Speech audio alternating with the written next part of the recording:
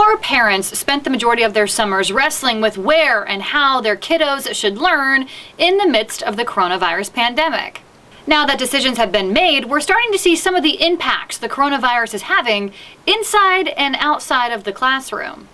Let's face it, when school is 100% virtual, staring at a screen 5 hours a day, roughly 25 hours a week, is not ideal.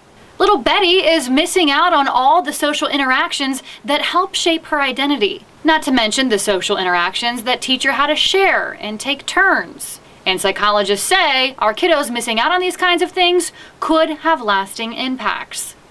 Then there's little Billy. His Zoom call keeps getting hacked into, but hey, at least he has decent internet at home.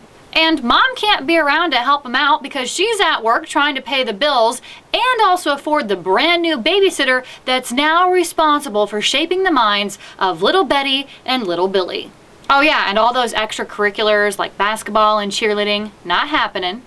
And all little Betty and Billy do is complain about how much they miss their friends. Dare I say, they might even be getting a little depressed. So you make the tough call and you send them back to prison. I mean, school. After all, lots of precautions have been put in place. Start times are staggered, bubbles are set up so groups don't have to overlap, and most students are required to wear masks.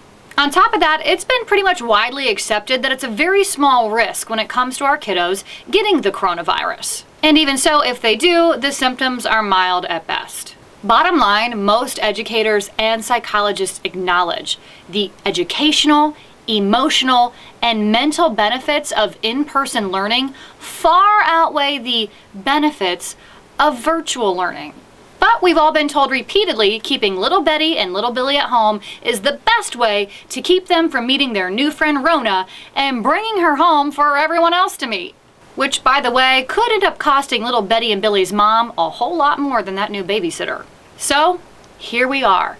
Now that we know some of the repercussions the coronavirus is having on our kiddos, inside and outside of the classroom, is it a greater risk sending our kids back to school or keeping them at home? You tell me.